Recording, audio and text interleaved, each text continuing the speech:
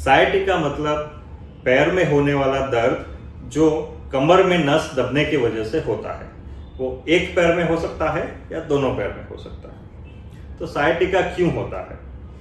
Sciatica तभी होगा जब भी रीढ़ की हड्डी के बीच में से जो नस निकल के पाँव में जाती है वो दब जाती है गद्दी के बीच में या फिर हड्डी के बीच में या कुछ लिगामेंट के बीच में। तो ये नस कौन सी नस है? तो ये नस खून की नस नहीं है, ये नस है ज्ञानतंतु की नस, जो ब्रेन में से जो सिग्नल जाता है वो जिसे कैरी करती है वो नस है। तो जब भी नस दबेगी तभी पैर में दर्द होगा।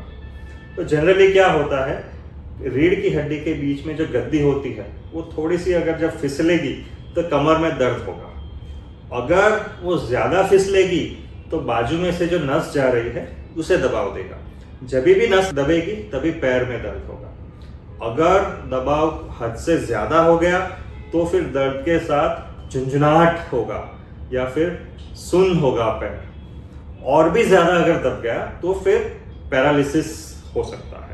सायटिका का जो दर्द है वो बैठे बैठे ज़्यादा होता है, लेटे लेटे कम हो जाता है।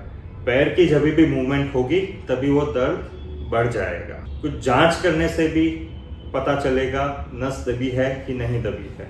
तो बेस्ट इन्वेस्टिगेशन रहता है उसके लिए एमआरआई में हमें दिखेगा गद्दी कितनी फिसली हुई है और नस कितनी दबी हुई है।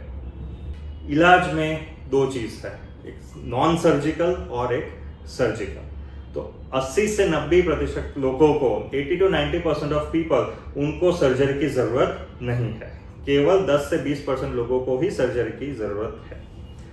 तो नॉन सर्जिकल ट्रीटमेंट में क्या होगा, दवा, रेस्ट, फिजियोथेरापी और कमर में डायरेक्ट एक इंजेक्शन आता है जो ब्लॉक बोलता है, स्टेरॉइड के इंजेक्शन रहता है।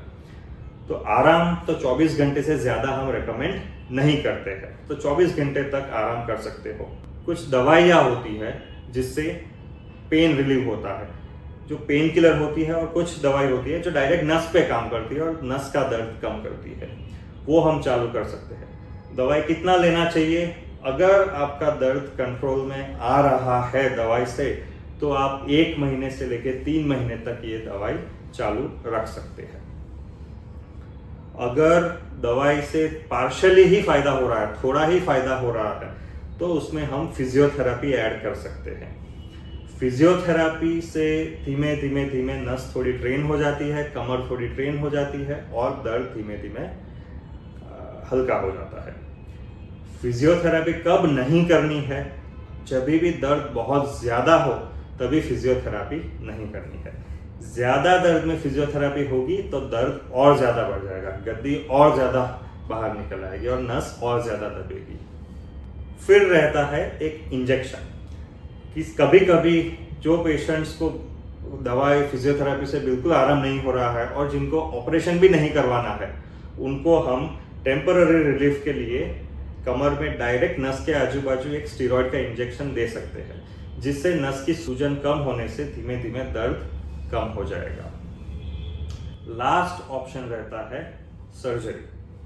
सर्जरी में क्या होगा? सर्जरी में जितना भी दबाव है नस के आजू बाजू वो सारा दबाव हटा दिया जाएगा। तो सर्जरी ज़्यादातर लोग अभी दूरबीन से ही करते हैं ताकि पेशेंट का रिकवरी बहुत फास्ट हो जाए।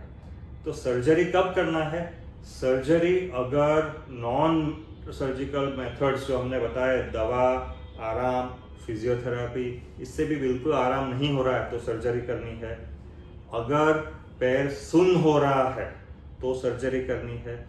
अगर पैरालिसिस की असर हो गई है, पैर का पंजा ऊपर नीचे होना कम हो गया है, अंगूठे हिलने बंद हो गए हो, चप्पल पहनने में दिक्कत आ रही है, या फिर दर्द हद से ज़्यादा हो गया है कि बिल्कुल बैठ नहीं सकते, बिल्कुल चल नहीं सकते, पैर हिला नहीं सकते, तो फिर इमीडिएट सर्जरी करना है।